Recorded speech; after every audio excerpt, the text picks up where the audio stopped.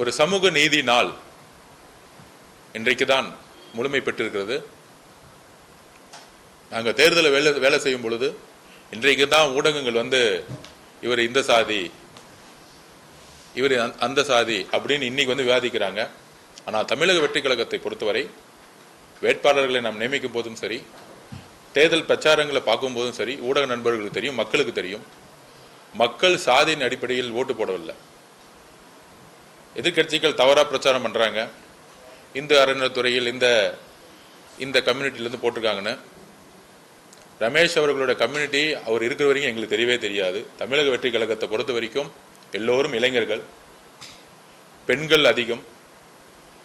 சாதியின் உணவின் அடிப்படையில் எப்பொழுதும் தேர்தல் எதிர்கொண்டது கிடையாது. அப்படி இருக்கும் பொழுது எல்லா துறைகளிலும் தமிழக வெற்றி கழகத்தில் ஒரு வருஷத்துக்கு முன்னாடி பார்த்திருப்பீங்க, 3 வருஷத்துக்கு முன்னாடி பார்த்திருப்பீங்க, எதிர்கட்சிகள் தமிழக வெற்றி கழகம் வெற்றி பெறவே பெறாது, எங்கள் தலைவர் முதலமைச்சர் ஆகமாட்டார் அண்டர்எஸ்டிமேட் பண்ணியிருந்தாங்க.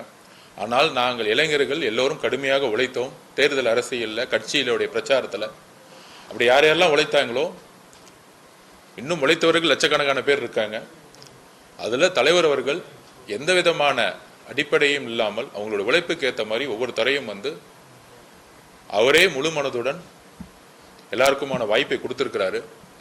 அதனால இந்த பழைய தேர்தல் அரசியலாக இருக்கக்கூடிய இந்த திமுகவும் அதிமுகவும் இவர் இந்த சாதி அந்த மதம் அந்த அரசியல் எல்லாம் தமிழக மக்கள் தூக்கி எறிஞ்சிட்டாங்க.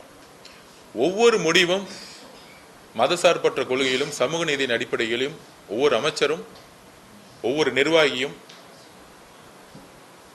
காவல்துறை நிர்வாகிகளும், IAS ஆபீசரும் நேர்மையான முடிவெடுக்கணும்னு முதலமைச்சர் வலியுறுத்தி இருக்காரு.